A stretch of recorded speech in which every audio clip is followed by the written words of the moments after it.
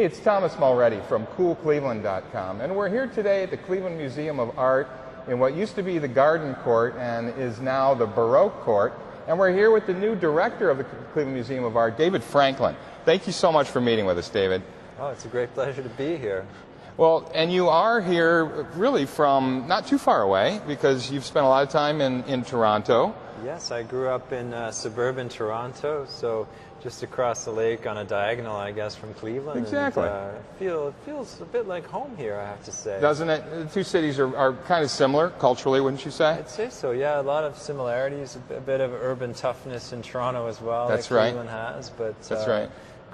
Great artistic community, lots of life in the arts scene in Toronto that you have here, and great museums. So exactly, really a nice, I find, very relaxed atmosphere. That too, right? Yes, very accessible, so. And you get this whole museum to yourself sometimes. Yeah. It's a real luxury, isn't it? That's going to be my first order of business, is to just sleep over here tonight, because I guess I can do it. And drink it all? Yeah, sure, who's going to stop you, right? That's right. Yeah, you've been all over. I mean, you grew up in Canada and Toronto. You lived in London, Oxford, Rome. How's Cleveland stack up? I mean, you've only been here a short time, but... Well, no, it stacks up very well. It's a beautiful city. I have a young family, a very international family. We were open for a new experience. We've heard lots of great things about Cleveland. Right. And so far so good. We're really impressed by the life of the city and the neighborhoods, and we're looking forward to putting down roots here and staying here a long time. Oh, that's so great. It's just, we're going to need your help, I have to say. I mean, this museum, obviously, there's some challenges because it's been closed for so long. Mm-hmm. They're in the midst of a $350 million renovation and expansion. One of the biggest in the world, wouldn't you say, for a museum? So. It's hard to know how to put a number on these things, but yeah. I think $350 million is pretty up there, and it's one of the ambitious things that really attracted me because I wanted to be part of that. It's a really unique thing, and it's quite an audacious goal they set for themselves, isn't it? Really, in this economy. Definitely, I think it attests to the strength of the relationship with the community and the belief that the community has in the museum. But again, I just like that kind of raw courage that goes into taking on a campaign like that. Right. And really feeling that we're going to make it. I mean, there's no question we're going to make it. And sure. It's going to be all hands on deck, but we're getting very close now. I feel like I'm being brought in almost in the 8th inning of a baseball game now, just to close it out. You can see the daylight here. It's not like it was really a few years ago when there was a big question about that.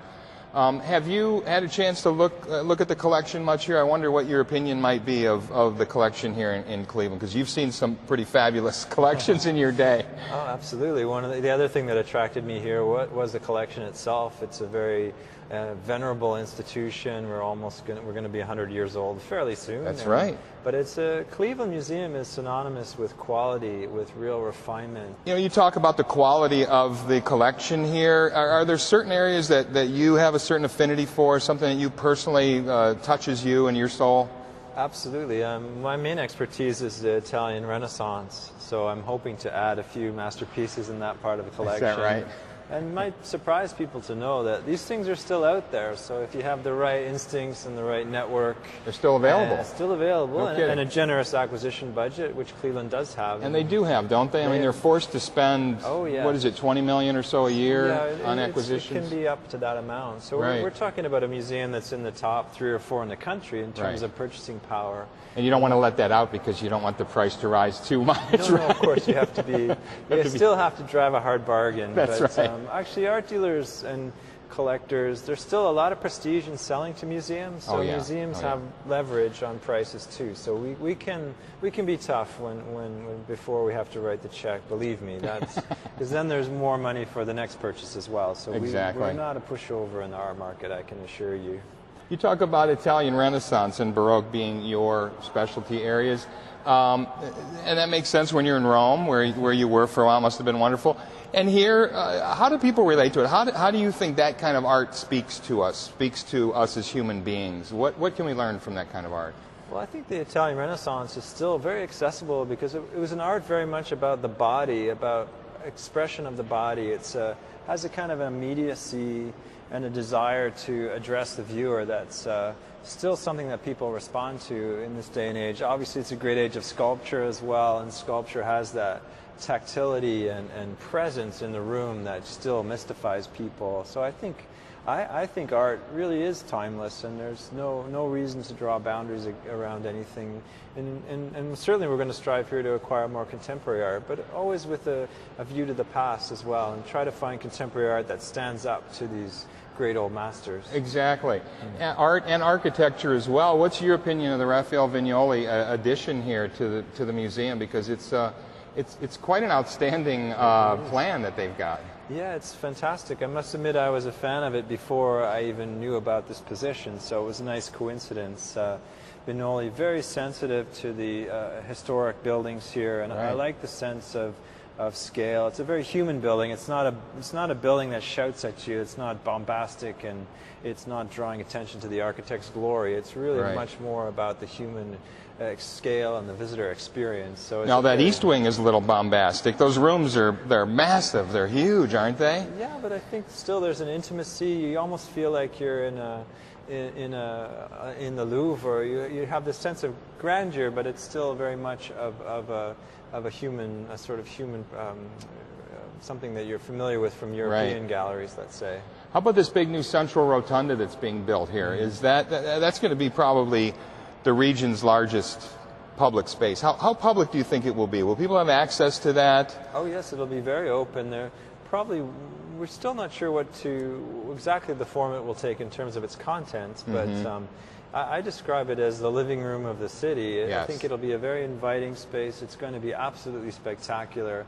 We're certainly going to animate it with all kinds of activities and amenities. I think it will be a place that people are drawn like a magnet, and will really give life to the University Circle area as well as the museum. You've got free admission here at the museum. It's been part of its mission, if you will, for years. Do you expect that to continue? Absolutely. I can state without compromise, we're going to keep the admission free to the public permanent right. collection, and that also attracted me here. I think it's very important when museums talk about this day and age about diversity and outreach and yes. community, all these things. And then they charge $27. Exactly. Yeah. There's a contradiction there that's hard to explain. So I think that it's a very sophisticated, noble thing that Cleveland Museum does with that free admission, and I know that it's going to remain, at least if I have any say in that. And you talked about this institution needing to sort of wake up from hibernation, because it has been. I mean, it's been years, 7 years or so now. And that's really put a crimp in people's accessibility to the museum, thinking, oh, let's just pop down, because it had been free and people could just run in. What do you plan to do to sort of wake this institution up? Yeah, I mean, it was a necessary thing, and many museums go into total paralysis under those circumstances. And Cleveland Museum, I know, has tried very hard to remain open and active as much as possible. I think the main thing, we're going to really try to look at the exhibition program and bring in some great, ambitious international exhibition projects, collaborations with major museums. So people will see that animation primarily, well, or at least for sure in the exhibition program, so that they're going to see some activity there, some names, some themes that they haven't seen before, and that's going to be a real focus of my tenure, is to bring those great exhibitions here, to take people away from New York and Chicago. Absolutely. They're going to have to come to Cleveland. It's the only way to see these things, and that's what I'm striving for. What about public access, public events, access to the big living room space? I mean, or is that going to be too expensive for community groups to participate in? I mean, how do you see that sort of playing out? I realize it's early yet. Well, it's early, but I think the museum prides itself, one of the founding principles of the institution is this sense of community, of reaching out to the community. I'm sure there'll be lots of events with the community, lots of access. I think the museum will strive to make it so, to bring a kind of street life, a kind of vibrancy to the museum and that space in particular. So I think we'll be very welcoming, and we'll find ways to make it happen, I'm sure. But it's really part of our mandate to be in the community as much as possible. So right. It's a very optimistic time.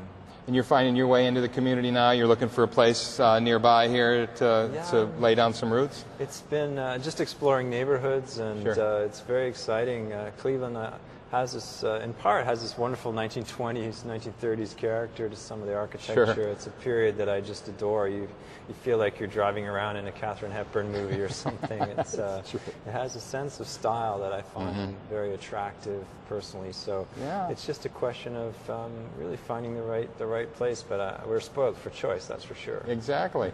Well, welcome to Cleveland. Welcome to Cool Cleveland. Glad to have you here, and we look forward to following up with you in the weeks and months to come. Yeah, anytime. Thank you so much, David. Thank you. Thank you. Hey, it's Thomas Mulready from CoolCleveland.com. Have a great week in Cool Cleveland.